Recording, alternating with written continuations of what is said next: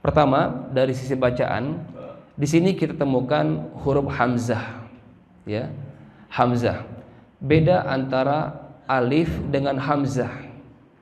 Kalau alif, ya, ini kalau dalam mushaf Indonesia, hamzah sama alif itu bentuknya sama, tongkat, ya.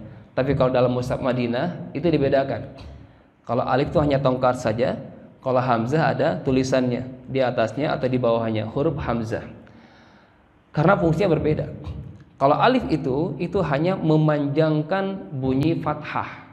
Dan selamanya alif ini adalah huruf yang tidak menerima harokat. Kitabun, ta dipanjangkan oleh alif. Kitabun, apalagi ustadzun, ta gitu kan ya. Itu dengan alif. Dan selamanya tidak menerima harokat. Kemudian yang kedua, alif ini ada dua macam. Ada alif mamdudah yang tegak, ada alif maksurah yang tidur seperti huruf ya tanpa titik. Itu alif namanya. Wadduha itu bukan ya, tapi alif maksurah. Jelas ya? Cara bacanya berbeda.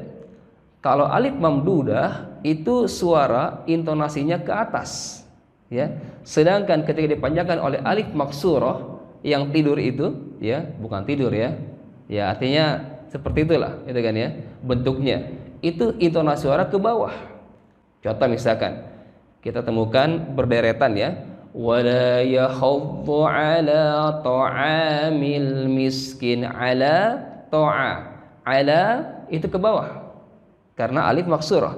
Ta'a itu ke atas. Nah, jadi dari sisi bacaan pun ada teknisnya. Kapan ke bawah, kapan tegak ke atas. Baik, ini masalah alif.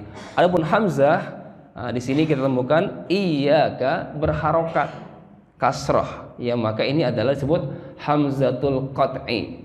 Hamzah yang pasti ada harokatnya, baik fathah, kasrah maupun dhammah. Adapun dari sisi bunyi bacaan, semua huruf ini kembali kepada harokatnya apa. Kalau harokatnya fathah, maka kaidahnya adalah fathul fami fathan taman, membuka mulut dengan bukaan yang sempurna. A dibuka mulutnya, ya, jangan nah, itu sariawan itu. A buka mulutnya. Bismillahi, la dibuka mulutnya, fathul fam. Sedangkan ketika harokatnya kasrah, maka kaidahnya adalah khafdul fakki as-sufla, menurunkan rahang bawah. I sampai gigi sari kelihatan. Iyyaka, seperti itu. Jadi nyengir, berseri, ya. Dan ketika harokatnya dhammah, maka kaidahnya adalah dhammus syafataini dhamman muhkaman, memonyongkan mulut dengan monyong yang sempurna. Na'budu, bu monyongkan. Nah, seperti itu. Jadi kalau fathah membuka, kalau kasroh berseri, kalau dhammah dimonyongkan. Nah, jadi coba kalau Bapak Ibu baca Qur'annya benar, insya Allah awet muda, ya. Karena setiap baca Qur'an itu senang mulut terus, ya. Nah, selama ini gimana bacaannya? Nah, tolong koreksi, karena Al-Fatihah ini adalah rukun dari sholat kita nih. Kalau Fatihahnya masih PR, di remake terus, gimana salat kita ini? Padahal ini rukun, ya. Saya pernah juga mengajukan bacaan Al-Fatihah di Masjid Nabawi sampai remake 3 kali, Pak. Masya Allah, oleh saya ini masih ada kesalahan, ya. Nah, ini dari sisi bacaan iyyaka. Yang kedua, huruf iya bertasydid. Ini sering kami temukan. Jadi iya tasydid ini bukan untuk menekan, ya. Saya ulangi, tanda tasydid bukan untuk menekan suara. Itu hanya memasukkan bunyi vokal sebelumnya. Masalah tekan dan tidak tekan kembali pada sifat. Sifat huruf itu apa? Gitu kan ya. Huruf iya sifatnya rakhawah, lepas, nggak ada penekanan. Jadi nggak boleh kita baca iya, gak salah. Masukin aja biasa, iya, lancar aja, iya, gak. Wasyamsi, wash itu nggak ada penekanan. Ya, masuk keluar lagi. Ya. Alhamdulillahi Rabbil Alamin. Rabb ditekan enggak? Ditekan. Itu bukan karena tasydidnya, tapi apa? Karena sifat huruf ba, syiddah, ditekan. Jelas ya? Ini huruf ya. Iyyaka, ya. Nah, ini baru alif ini. dipanjangkan oleh alif. Iyyaka. Nah, ini huruf kaf. Huruf kaf itu tidak sama dengan bunyi ka-nya dalam bahasa Indonesia.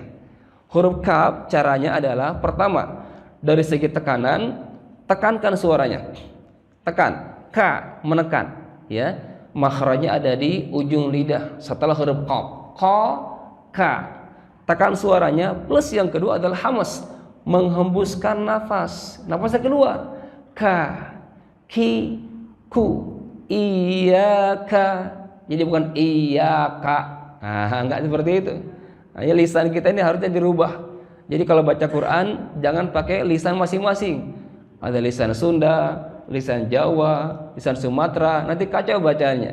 Tapi dengan apa? Bilisanin Arabiyyin mubin, dengan lisan Arab yang jelas. Maka penting Bapak Ibu kaji lagi, belajar lagi tentang tahsin tilawah, ya, memperbaiki bacaan Quran kita. Jangan sampai masih salah terus. Baik. Kemudian na'budu, huruf ain. Ya, kita fokus ke huruf ainnya. Itu dari segi tekanan dia tawassut, tidak terlalu menekan, sedang saja. Na'budu, na'budu. Baik. Terakhir yang saya koreksi itu huruf sin. Nasta'in, huruf sin ini ada sifat tambahan, yaitu as-safir, mengeluarkan suara desis. Ya. Jadi tidak sama dengan huruf S-nya kita. Bismillahi, ada tambahan huruf S seperti itu. Wa iyyaka nasta'in, ada tambahan huruf S. Itu namanya as-safir, hanya dimiliki 3 huruf, zai, sin, shad. Nah, sering kami temukan as-safir ini pada huruf ta, ya. Idza syamsu kuwirat. Nah, salah. Huruf ta ini enggak ada berdesis. Ya ada apa? Hamasnya, nafasnya keluar, hembusan nafasnya keluar. Yang berdesis hanya 3 huruf. Pertama apa? Zai, kemudian sin dan shad. Baik, saya kira cukup ilmu bacaannya. Semoga nanti ada sesi khusus, ya. Ada training. Saya buatkan metodenya, metode Ar-Rahman, itu untuk memperbaiki khusus bacaan dari mulai alif sampai iya. Cuman saya rubah susunannya, bukan alif batasa, tapi sesuai dengan makhrajnya. Dari mulai pangkal, ya, sampai ke ujung lidah itu ada 28 huruf sesuai dengan makhrajnya itu, insyaallah.